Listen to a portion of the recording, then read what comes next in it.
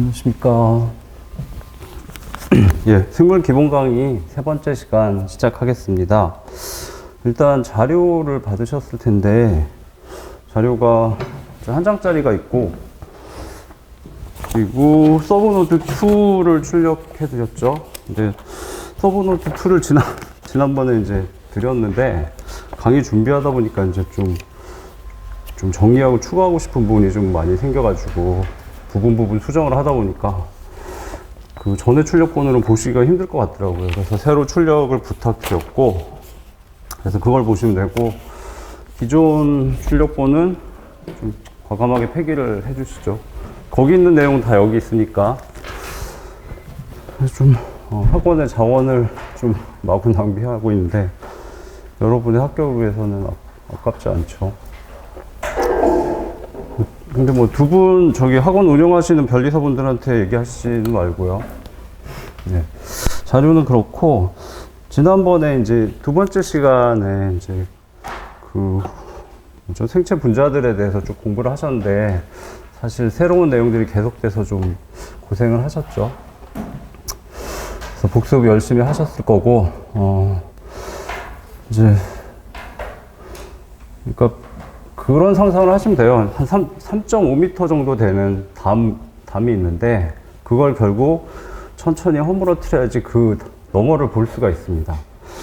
그래서 한 1.5m까지 넘어뜨리면 이제 시원한 바람도 불고, 생물이 기출문제 풀어보시면, 이렇게 쉽구나 라고 느끼실 수 있을 거예요.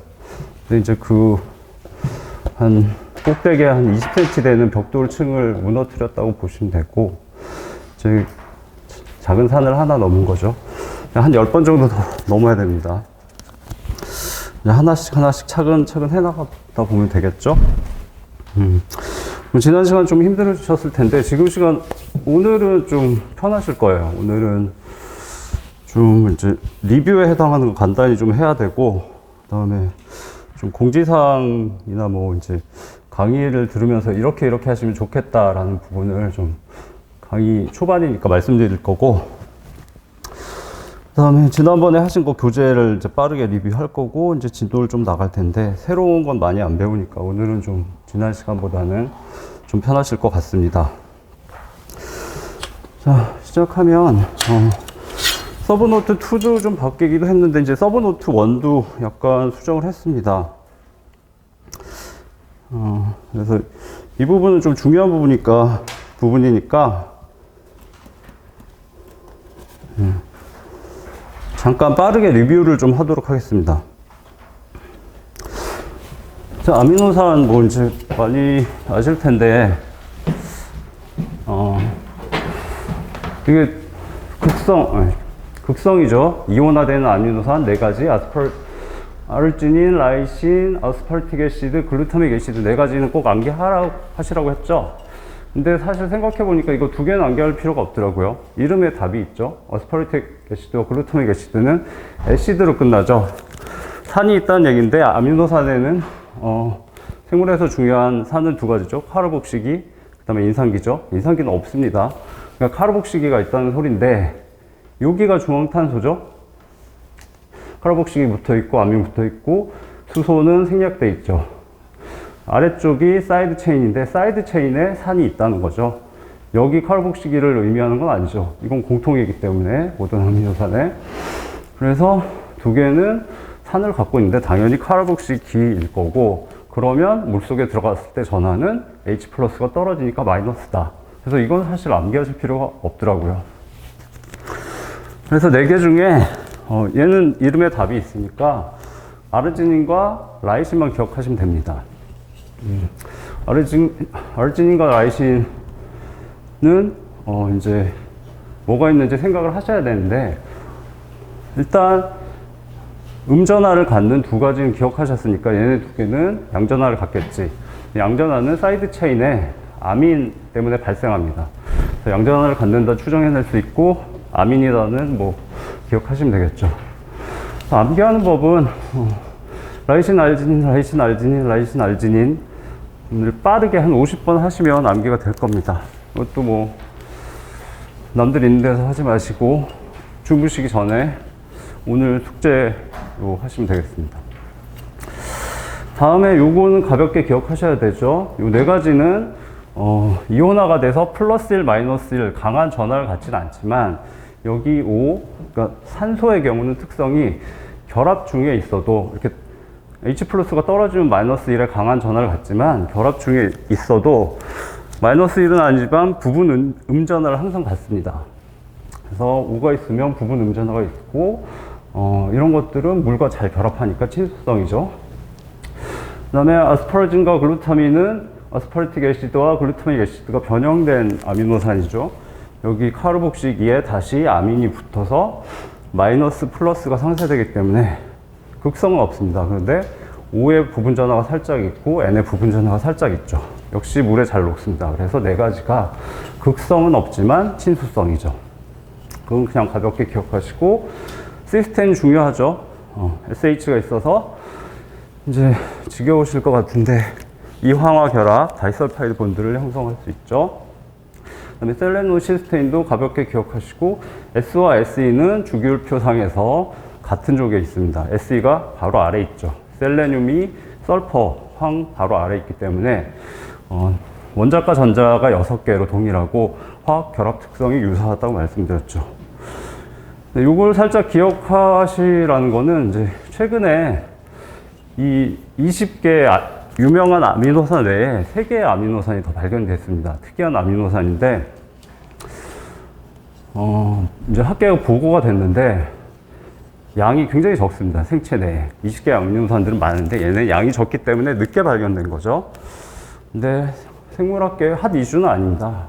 그래서 뭐 무조건 출제가 되지는 않는데 얘 셀레노 시스테인이 그 3가지 아미노산 중에 대표이기도 하고 공부하기도 쉽고, 그래서 기억하시면 지문 하나 나왔을 때 당황하시지 않고 푸실 수 있겠죠.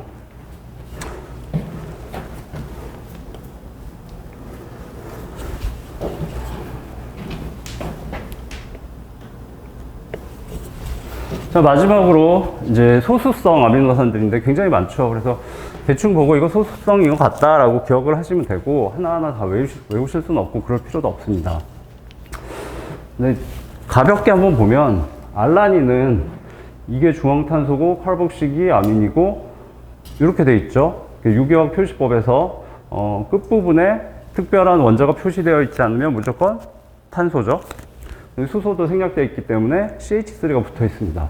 메틸계가 붙어 있고, C나 H 같은 경우에는 CH3 같은 경우에는 극성이 거의 없기 때문에 물에 잘 안 녹습니다. 벨린, 아이소루이신, 류이신도 이렇게 탄화수소 체인만 있죠. 그리고 아이소루이신과 류이신은 보시다시피 이성질체입니다. 특성이 비슷하겠죠? 그리고 이름도 3개가 다 좀 느끼하죠.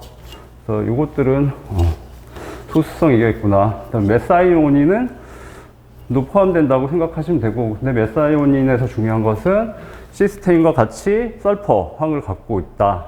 그렇지만 얘는 SH, 사이올이 아니죠. 그래서 얘는 다이설파이드 반드, 이황화 결합을 못 만듭니다. 거기까지 기억을 하셔야 되고, 더 중요한 거 하나는 이제 진핵세포에서, 세균은 다릅니다. 진핵세포, 진화된 진핵세포에서 단백질을 만들 때 이제 아미노산들을 붙여가죠. 근데 맨 처음 붙이는 아미노산은 무조건 메사이오닌, 메치오닌, 메티오닌이라고 합니다. 그걸 기억하셔야 되고, 피닐알라닌, 타이로신, 트립토판이 있는데 얘네는 특성이 벤젠고리를 가지고 있습니다. 벤젠고리는 극성이 없고 탄소가 하나, 둘, 셋, 넷, 다섯, 6개 기본적으로 들어있죠. 그래서 긴 탄화수소 체인이 이제 고리 모양으로 되어 있는 건데, 탄소는 많고 다른 극성을 갖는 물질이 거의 없기 때문에 소수성이 될 수밖에 없습니다. 여기 O가 있어서 약간 극성이 있긴 한데 탄소 체인이 워낙 크기 때문에 효과가 희석돼서 소수성입니다. 얘도 N이 있어서 약간 부분 전환이 있지만 탄소수가 벌써 6개, 7개, 8개, 9개, 10개 희석되죠. 그래서 전체가 소수성이고, 피닐알라닌, 타이로신, 트립토판은 그런 게 있다 같이 기억하시면 되겠죠. 뭐 저것들을 타겟으로 문제가 나오진 않습니다.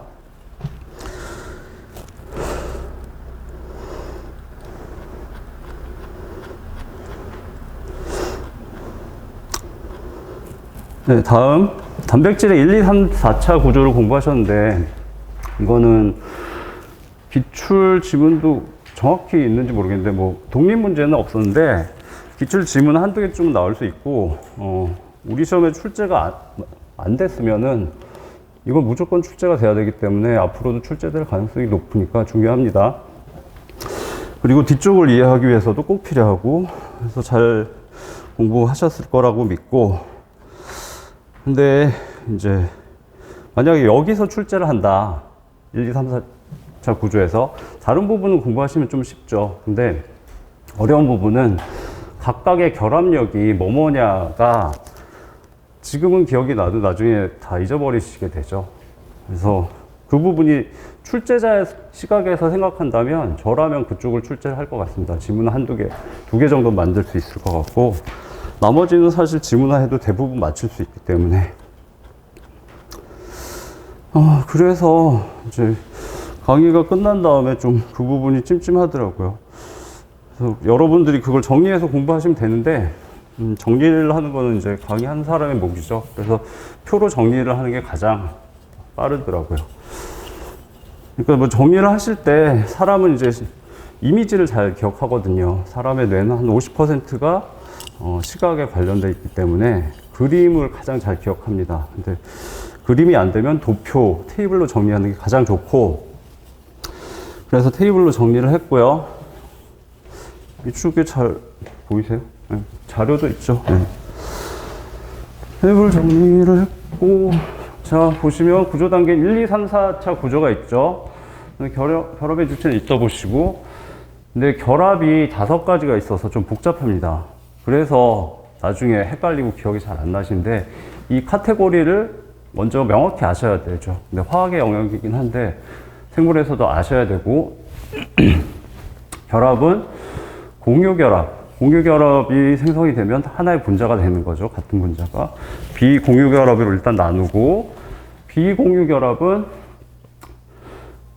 얘는 이제 한 분자가 되는 게 아니죠. 붙었다가 강한 힘이 가해지면 떨어집니다. 일시적인 결합이고 극성 결합이 있고 비극성 결합이 있죠.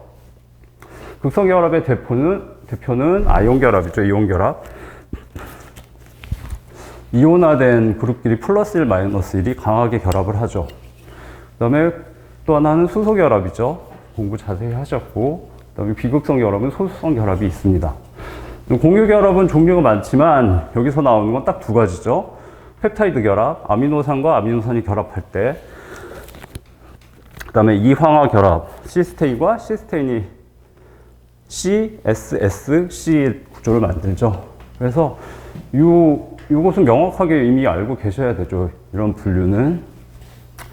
자, 그래서 1차 구조부터 보시겠습니다. 1차 구조는 쉽죠. 하나밖에 없죠. 펩타이드 결합으로 1년의 아미노산을 만들어냅니다. 도표상에 여기 위치한다 보시면 되고 2차 구조는 좀 교재나 이제 자료에 설명이 자세하진 않은데 아미노산들을 이렇게 쭉 결합하면 백본 부분이 형성된다고 말씀드렸죠. 그래서 사이드 체인을 제외하고 탄소, 펩타이드 결합, 탄소, 펩타이드, 탄소, 펩타이드가 반복되죠. 그래서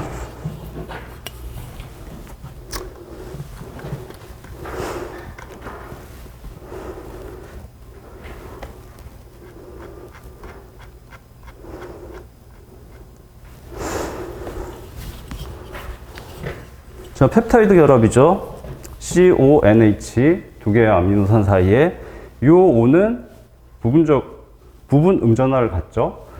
이 H는 이 O하고 수소 결합을 형성할 수 있습니다. 근데 이게 OH가 수소 결합을 형성하는 게 아니고 몇 개 떨어진 아미노산에 H나 이 H하고 수소 결합을 형성할 수 있죠. 그래서 백본의 O하고 H가 수소 결합을 형성하게 됩니다. 2차 구조에서는. 그래서 지난번에 말씀드린 것보다 좀 더 자세하게 누가 수소 결합을 형성하냐 그러면 아미노산의 백본에 존재하는 탄소, 수소가 수소 결합을 형성을 합니다. 그래서 알파 헬릭스와 베타 싯이 구성이 되는데 알파 헬릭스가 이렇게 돌아가면 백본은 규칙적으로 반복이 되죠. 그래서 규칙적인 수소 결합이 계속 형성이 되는 겁니다. 그래서 그 힐릭스 결합이 유지되는 거고, 베타쉿도 마찬가지로 이렇게 갔다 오죠. 일정한 위치에 백본이 규칙적으로 배열되기 때문에 규칙적인 수소 결합이 형성됩니다. 자, 세 번째 3차 구조, 4차 구조는 같이 보시죠. 3차 구조, 4차 구조에 펩타이드 결합은 있을 수 없죠. 펩타이드 결합은 하나만 1차 구조에만 있죠. 나머지 결합들을 3차 구조는 다 이용을 합니다. 그리고 특히 중요한 건 이거죠. 3차 구조에서 3차 구조는 입체 구조를 만드는 거죠. 알파 힐릭스와 베타쉿, 그리고 거기 포함되지 않은 일반 아미노산들이 이렇게 접혀서 만들어진 다음에 시스테인 두 개가 인접해 있으면 이황화 결합을 형성을 해서 구조를 강화합니다. 근데 이황화 결합은 이렇게 만들다 보니까 시스테인 두 개가 가까워서 만들 수도 있고 안 만들 수도 있고, 그게 아니고 처음부터 프로틴은 정교하게 디자인이 되어 있습니다.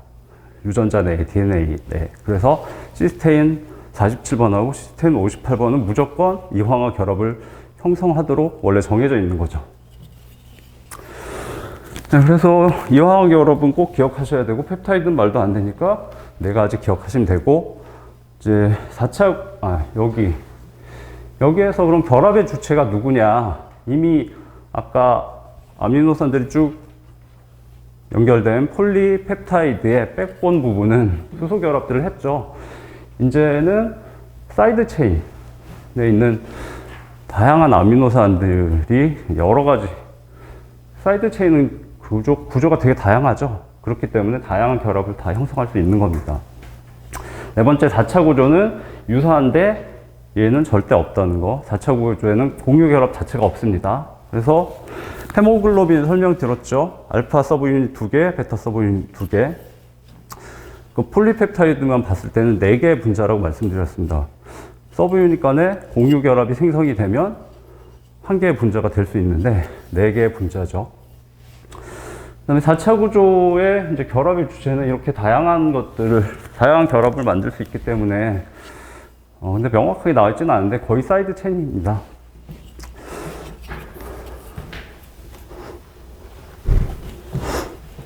자.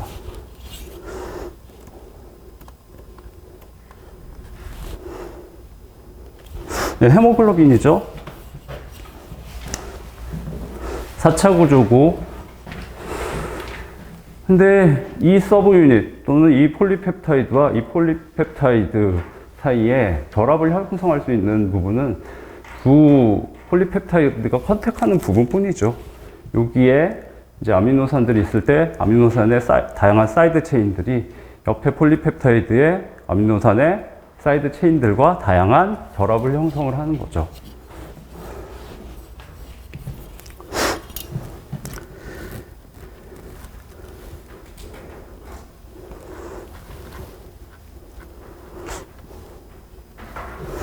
네, 그래서 표를 그렇게 정리를 했고, 이 표를 보시고 정리를 하시는 게 기억에 많이 남을 것 같고요.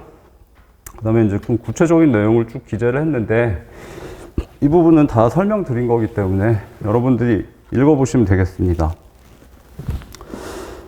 그 다음에 만약에 이게 출제가 된다면 어떤 지문으로 출제가 될까, 그거를 정리를 해봤는데 연습을 한번 해보시면 되겠습니다. 이황화 결합은 3차 구조의 형성 시에만 존재한다. 맞죠? 4차 구조에는 절대 없습니다. 이황화 결합은 4차 구조의 형성과 안정화에 중요한 역할을 한다? 아니죠. 이건 좀 어렵죠? 공유 결합은 1차 구조와 3차 구조의 형성에 중요하다. 도표로 기억하시면 빠르죠. 공유 결합 그러면 이황화 결합만 생각하기 쉬운데 기본적으로 펩타이드 결합 자체도 공유 결합이죠. 그래서 어렵지만 맞는 지문. 헤모글로빈의 4차 구조, 이거는 지문이 약간 이상해서 출력된 걸 바꿨습니다. 내용이 좀 다르죠. 표현에 오해의 소지가 있어서 검토하다 다시 바꿨고요. 별로 한 게 없는데 왜 이렇게 숨이 찼죠? 네. 자, 이 표현을 보셔야 되는데, 헤모글로빈의 4차 구조의 안정성은 공유 결합에서 기인한다. 아니죠. 예, 헤모글로빈은 4차 구조 형성하는데 공유 결합 전혀 없습니다. 3차 구조와 4차 구조는 1차 구조에 비해 훨씬 더 다양한 방식의 원자 간의 결합에 의해서 구조가 안정화된다. 3차 구조는 4가지 결합이 있죠. 1, 2차 구조는 1가지 결합씩만 있고, 도표를 그려보시고 고기 위치를 기억하시는 것도 기억에 도움이 되겠죠. 1차, 2차 구조 형성에는 극성, 비극성, 말도 안 되죠. 네. 저러한 질문들이 예상되고 연습하시면은 뭐 충분히 대비가 되겠죠. 예, 그래서 좀 중요한 부분 다시 업데이트하고 리뷰를 했습니다.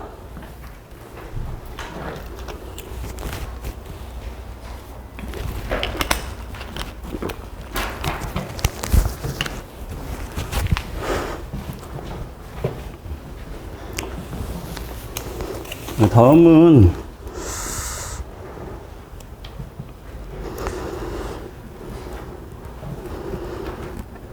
약간 추가적으로 설명드릴 부분들이 있는데 제가 실수를 한 게 있더라고요.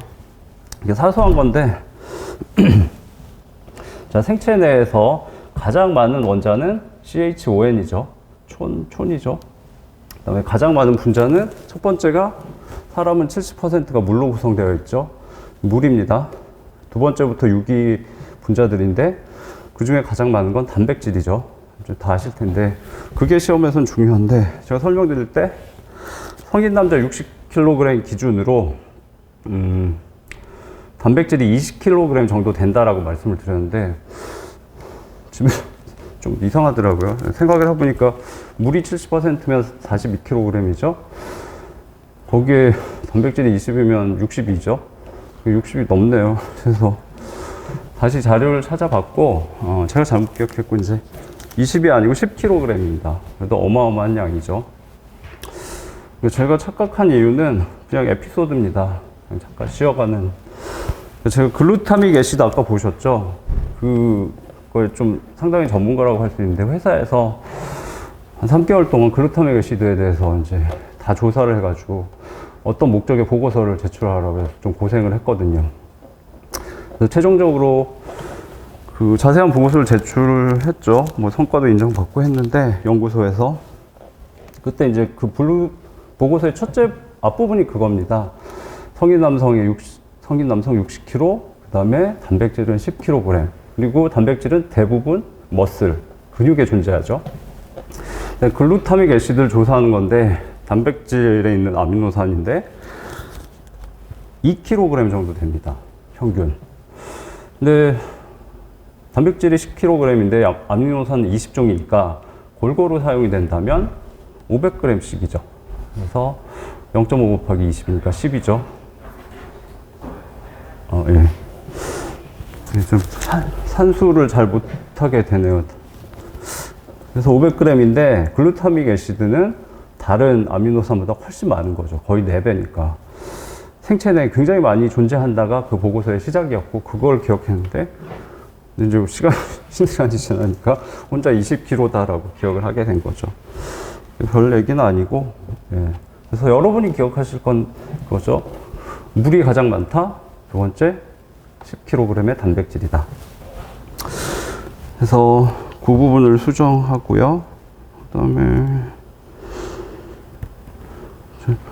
라이신 알지닌은 꼭 자기 전에 50번 빠르게 하셔야지 됩니다. 그 다음에 그 교재를 잠깐 보시죠.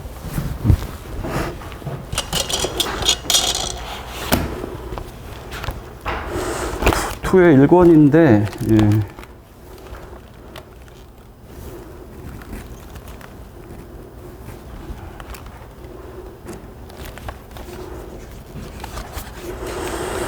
텍스트 한 45페이지네요.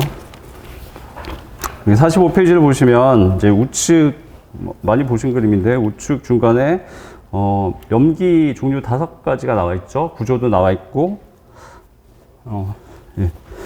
근데 별건 아닙니다. 그래서 이거는 퓨린 계열과 피리미딘 계열을 기억하셔야 된다. 그래서 두 문자로 암기하시자 그랬는데 그냥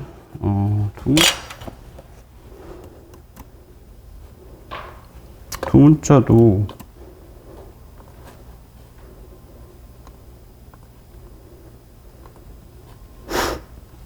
예. 두 문자를 PCT6라고 기억하시면 될 것 같아요. 왜냐하면 피리미딘 쪽만 기억하면 퓨리는 나머지를 보면 되니까 다 외우실 필요는 없죠. PCT6는 여러분이 전문가죠. 예. 그래서 금방 암기하실 거고, P는 피리미딘이죠. 피리미딘 계열은 C와 T라는 뜻이죠. C는 사이토신, T는 사이민, 티민. 그 다음에 U도 당연히 포함이 되겠죠. T와 U는 서로 DNA, RNA 상에서 대체되니까. 그 다음에 피리미드는 특징이 육각고리를 받습니다. 퓨리는 육각고리에 오각고리가 더해지죠. 그것도 기억하셔야 되는데, 대충. 그래서 PCT6라고 하면 그 내용을 다 기억하실 것 같아서 이렇게 외우시는 걸 추천드리겠습니다. 교재를 다시 보시면 45페이지, 아까 그 그림. 5개 중에 아래쪽에 타이민하고 유라실 있죠. T와 U인데, DNA의 T가 왜 RNA의 U를 대체할 수 있는가? 두 개의 차이점을 찾아보시죠. 틀린 그림 찾기죠. 찾으셨어요? 네. 눈이 좋으시네요. 타이민에는 유라실에 없는 좌측 위쪽에 메틸 그룹이 하나 더 붙어 있죠. 근데 다른 것들은 구조가 좀 많이 다르죠. 예, 사이토신도 다르고. 그래서 타이민하고 유라실은 T와 U는 아주 사소한 부분이 체인지가 됐기 때문에 서로 대체가 가능한 겁니다. 구조를 외우실 필요는 없지만 메틸 그룹 하나 정도만 바뀔 수밖에 없다. 대체해야 되기 때문에 그거 기억하시면 되겠습니다. 요건 됐고요. 다음.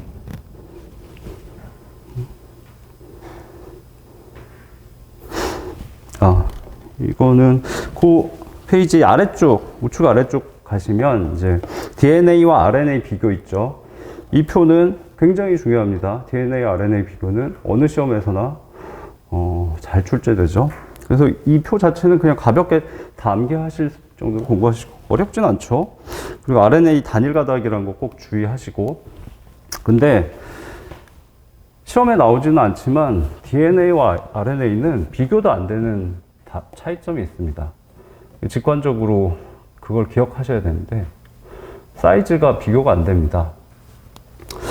그래서 DNA 경우는 이제 사람의 염색체에 있는 베이스 페어라고 합니다. 좌측 그림 보시면 DNA 그림 있고 RNA 그림 있죠. 그래서 맨 좌측 그림 보시면은 뉴클레오타이드가 4개짜리죠. 뉴클레오타이드 4개짜리 폴리펩타이드가 있고 위쪽이 맨 좌측은 위쪽이 5', 아래쪽이 3'입니다. 보이시죠? 그거하고 결합하고 있는 또 4개의 뉴클레오타이드로 구성된 폴리펩타이드죠. 극성은 반대입니다. 아래쪽이 5', 위쪽이 3'입니다. 그 라이보스, 여기선 디옥시 라이보스죠. 그 탄소 위치 외우셔야 되니까 5번 탄소에 인산이 붙어 있죠. 자, 근데 맨 위에 이제 2개의 뉴클레오타이드를 보면 T하고 A가 결합되어 있고 수소 결합이 2개죠. CG는 수소 결합이 3개고 TA는 2개입니다. CG 3개라는 거 시험에 잘 나오죠. 예. 그래서 그때 이제 심해 온천에 사는 미생물들 90도에서도 생존합니다. 유전자 분석해보면 CG가 엄청나게 많습니다. CG가 많아야지 DNA가 잘 붙어 있죠. 높은 온도에서도. 맨 위에 이제 TA, 그 부분만 보시면 좌측에 뉴클레오타이드 하나, 우측에 뉴클레오타이드가 하나가, 염기 쌍을 이루고 있죠. 그래서 이걸 베이스 페어라고 합니다. 베이스 염기고 페어가 쌍이죠. 그걸 그대로 번역한 게 염기 쌍이고, 베이스 페어는 약자가 BP입니다. BP라는 용어도 잘 나오니까 가볍게 기억하시고, 근데 DNA를 셀 때 단위가 되죠. 얘는 그래서 4개의 베이스 페어가 있는 DNA입니다. DNA 단위는 BP 베이스 페어죠. 그 다음에 우측 보시면 RNA가 있는데 RNA는 베이스 페어링을 안 하죠. 염기쌍이 없죠. 그리고 단일 가닥이기 때문에 얘는 그래서 베이스 페어라는 단위를 못 씁니다. 그래서 NT, 뉴클레오타이드라는 단위를 그냥 씁니다. 개수를 셀 때 BP하고 NT를 사용하죠. 그래서 여기 다 기재를 해놨네요.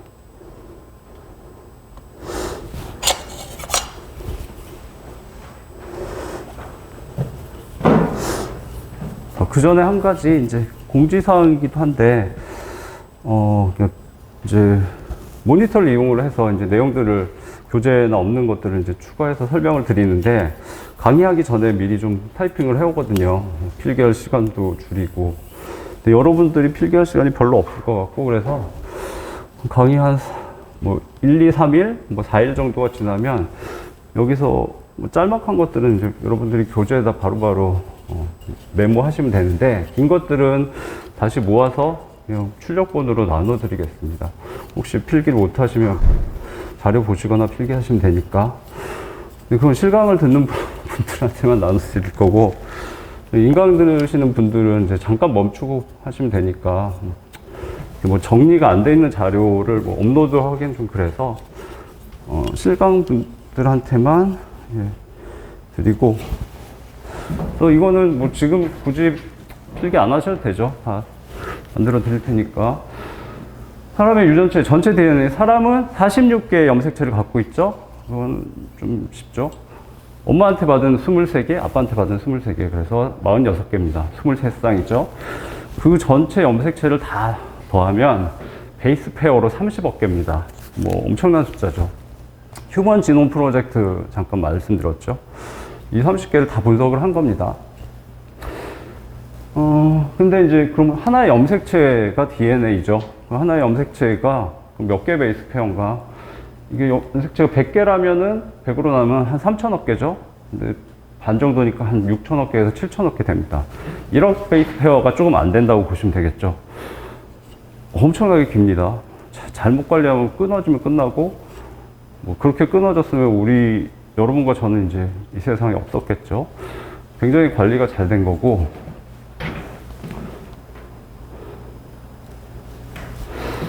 RNA의 경우는 주로 수백 NT입니다. 뉴클레오타이드. 베이스 페어가 없으니까 뉴클레오타이드인데, 뉴클레오타이드 많아야 1000개입니다. 그래서 뭐 스몰 RNA와 롱 RNA를 분류하는데 200이 기준입니다. 비교가 안 되죠.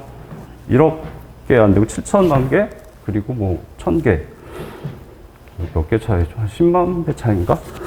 그래서 아예 사이즈를 비교할 수 없기 때문에, 직관적으로 그거는 이제 뭐 시험에 안 나오더라도 좀 DNA, RNA 공부했다 아셔야 되겠죠? 그 다음에 조금 빠뜨린 부분이고, 근데 저 땅을 기억하시라 그랬죠? 2탄당 중에 하나고, 네. 근데 저 땅은 이제 포도당하고 갈락토스가 결합되어 있는 단당류인 포도당 갈락토스의 결합체죠. 문제는 저 땅에 이름이 꽤 많습니다. 그래서 유당이라고, 옛날 분들은 유당이라고 했거든요. 유가 우유, 뭐 모유할 때 그 유자거든요. 같은 말이고, 그 다음에 영어로는 락토스입니다. 이렇게 나올 수도 있어요. 락토 자체가 우유라는 의미고, 네. 그래서 이름이 많으니까 좀 기억을 잘 해주시고, 유당 나와서 틀리시면 안 되겠죠. 헤모글로빈의 경우는 이제 얘도 이름을, 헤모는 햄그룹을 가졌다는 뜻이고, 글로빈은 글로브가 구조 공, 그리고 지구를 말하기도 합니다. 글로벌 하면 전 지구적인이죠. 이는 단백질, 프로틴 끝부분 전미사죠. 그래서 햄그룹을 가진 동그란 단백질이라는 뜻입니다. 헤모글로빈 보면은 동그랗지 않죠. 그러니까 현미경이 안 좋을 때 발견이 된 것 같습니다. 다음에 이제 에너지원의 사용 승선은 교재에 안 나와도 당연히 아셔야 되는데, 사람은, 모든 동물은 탄수화물부터 소비를 합니다. 세포가 가장 익숙한 당은 포도당이죠. 그래서 에너지원은 일단 포도당을 생각합니다. 세포는 해당 과정부터 세포 호흡이 나오는데, 다른 당을 넣으면 좀 버벅거려요. 중간에 끼워 넣고 복잡한 과정을 거치는데, 포도당은 가장 잘 이용합니다. 그리고 뭐 여러분 같이 공부를 많이 하시는 분들은 아침에 탄수화물을 꼭 섭취를 하시라고 하죠. 뇌는, 포도당에, 뇌는 안 움직이죠. 운동하는 부위가 없죠. 근데 인체 20%인가 포도당을 소모합니다. 그냥 머리만 굴려서. 그리고 뇌는 다른 당은 소모하지 않습니다. 아예 받아들이지 않습니다. 그래서 포도당만, 뇌는 중요한 부위이기 때문에 이제 혈관에 올라가다가 강력한 베어리어가 있어요. 그래서 정경 검문 검색을 통해서 포도당만 받아들입니다. 좀 고급스럽죠? 예. 그래서 그렇기 때문에 이제 아침에 탄수화물을 드셔야지 공부하는 데 도움이 되죠. 뇌가 다 써버리기 때문에. 어찌됐든 동물은 무조건 탄수화물을 먼저 잘 사용하고 빠르게 사용할 수 있고, 그걸 다 사용하면 더 없다. 패스팅 상태라고 하죠. 동물을 굶기는 실험도 합니다. 잔인하지만. 그러고 나면 탄수화물이 더 공급이 안 되고 체내에 없으면 그 다음에 이제 지방을 쓰기 시작하죠. 그래서 살이 빠지기 시작하죠. 뭐 여성분들한테 반가운 소리일 수도 있지만, 근데 더 끔찍한 건 계속 놔두면 지방이 다 없어지잖아요. 그럼 단백질을 그때부터 영양소로 소모합니다. 근데 단백질은 거의 머슬이죠. 근육이죠. 그래서 근육이 빠지면 이제 힘이 없어서 죽겠죠. 어찌됐든 저런 순서라는 거 기억하셔야 되겠습니다. 어렵진 않죠?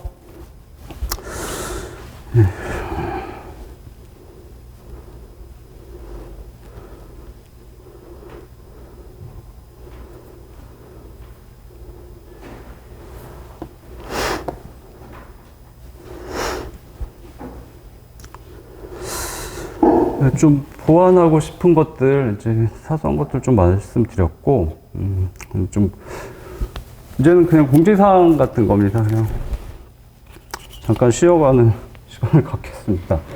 왜 저 혼자 힘들죠?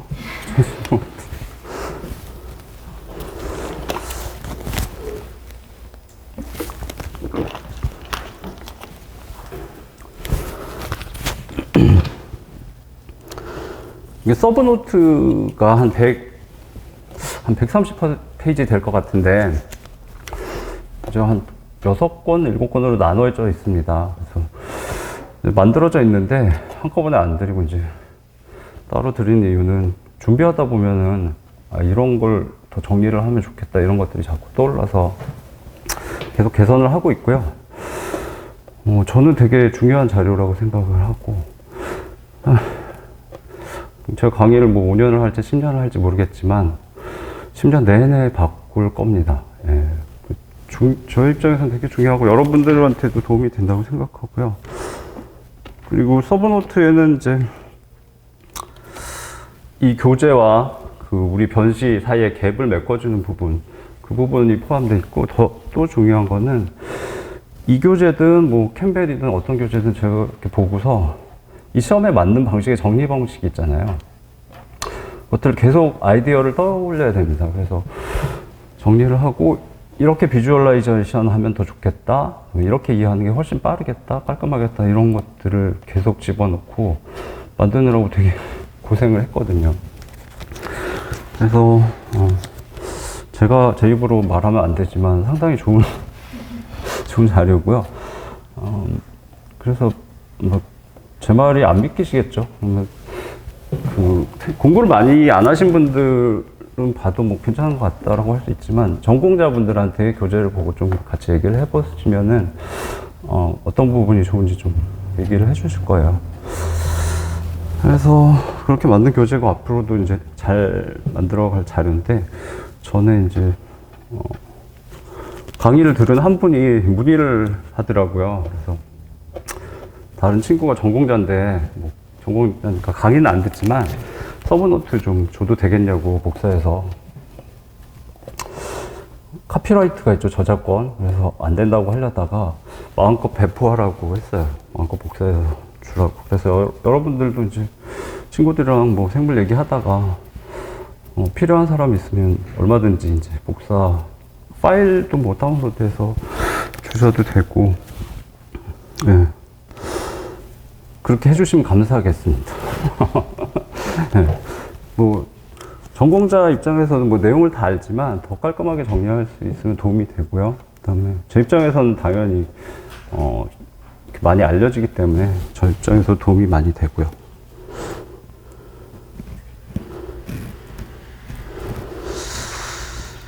그다음에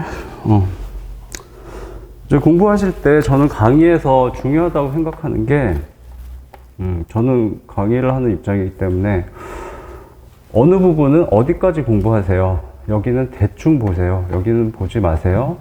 여기는 요 깊이까지 공부하세요. 이거를 명확하게 해줘야 된다고 생각을 합니다. 그러니까 공부할 수 있는 틀을 만들어줘야 되고, 이 부분은 거의 안 나올 거니까 잘하세요. 근데 출제될 수도 있죠.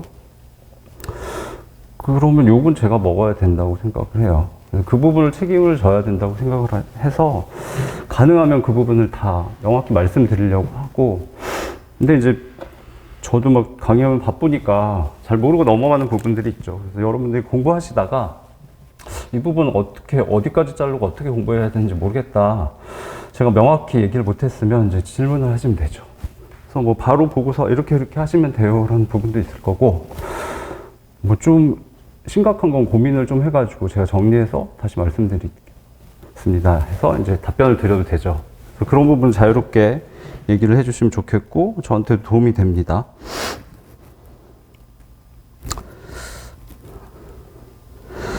네, 그 다음에 좀 생물학 공부하시면서 저는 좀 제가 뭐 생물학을 공부해서 그렇기도 하지만 생물학에 이제 이런 거는 뭐 가볍게 보고 이 용어는 몰라도 됩니다. 가볍게 기억하셔야 되고 이 용어는 잘 이해하셔야 되고 정의까지 아셔야 됩니다. 다 구별을 해서 얘기하죠. 근데 제가 선택하는 것도 시험 기출과 관련해서, 그리고 기출은 안 됐어도 중요도가 있는 것들을 고민해서 말씀드리는 거거든요. 그래서 부탁드리고 싶은 거는 그 중요한 용어들을 좀 되게 소중하게 생각을 하시고 섬세하게 다루시면은 여러분한테 굉장히 도움이 될 거라는 얘기죠. 네. 네 과목 중에 생물은 이제 용어의 학문이라고 할 수 있거든요. 용어의 벽을 어떻게 잘 넘느냐가 관건이죠. 그 다음에 생물에서는 이제 그 용어, 이름을 되게 중요시해야 되거든요. 이름에 답이 있는 게 꽤 많죠. 뭐 펩타이드 글라이칸 그러면 여기 펩타이드가 아미노산들이 꽤 있겠구나. 글라이칸이면 GLYC면 당이, 다당류가 있겠거나, 세포백을 구성해야 되니까 당이 많아야 되겠죠. 그런 것들을 이름에서 추정할 수 있는 것들이 꽤 많습니다. 아미노 애시드도 2개, 중앙탄소에 세 개가 뭐가 있는지 기억하셔야 되는데 이름에 답이 있죠. 말씀드렸죠. 아미노가 아민을 의미하고 애시드는 카르복실기를 의미하니까 2개는 무조건 있습니다. 그리고 유기물에서 수소는 주로 채워주는 역할을 하기 때문에 뭐 주인공으로 등장하지 않죠.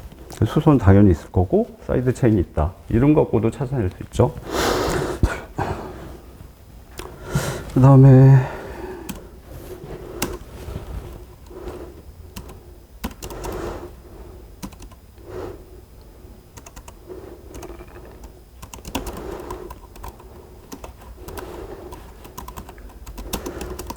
뭐 카르복실릭 애시드는 뭐 금방 암기하시니까 얘기는 안 하는데 COOH죠.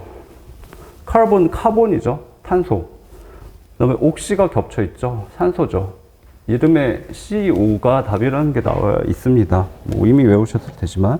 그 다음에 알코올을 따서 OL로 끝나는 게 많고, 그 다음에 당은 OSE로 끝나는 게 많죠. 글루코스, 프럭토스.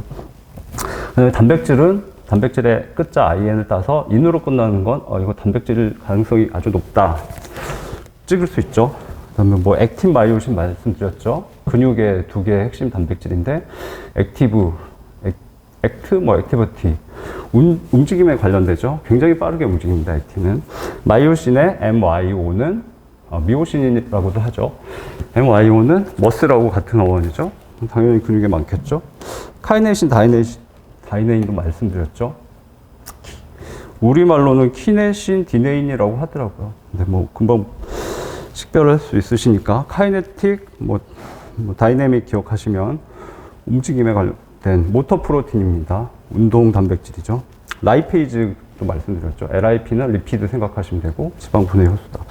그래서 이름에 답이 있는 경우가 굉장히 많기 때문에 그것들을 소중하게 생각하고 좀 꼼꼼하게 보시면 좋겠습니다.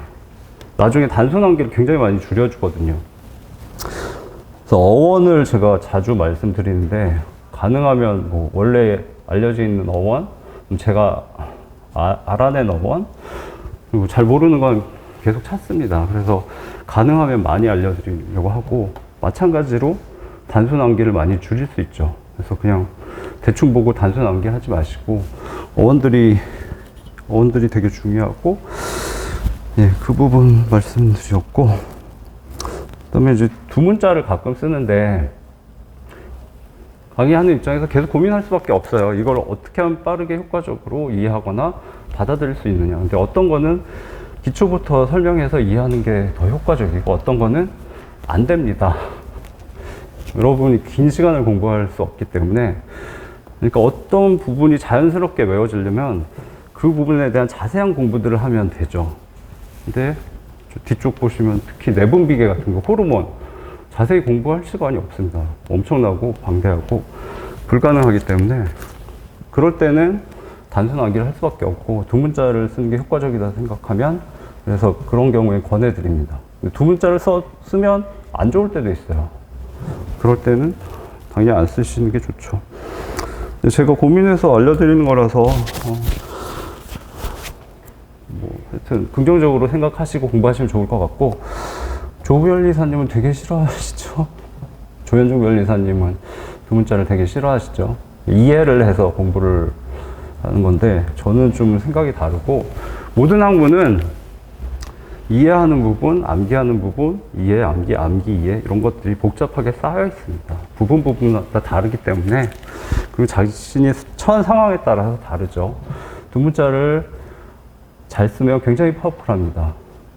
그리고 두 문자의 최대 강점의 하나는 이해를 하는 거는 이제 단계별로 이해를 하죠. 쉬운 논리더라도 이걸 이렇게 되니까 A에서 B가 나오고 B에서 C가 나오고 근데 얘는 오래 가면 중간에 하나라도 빠지면 전체 체계를 기억해내기가 힘들죠. 근데 두 문자를 암기를 하고 두 문자의 키워드가 있잖아요. 키워드들을 다시 살려낼 수 있으면 몇 년을 갑니다. 뭐 특허 하면 출기 신청, 우불복권 이런 게 나오죠. 저 몇 년 전에 배웠는데 잊어버리지 못합니다. 네. 굉장히 오래 가고 그래서 잘 사용하면 파워풀할 수 있다. 공지사고 이런 것들 다 설명드렸네요.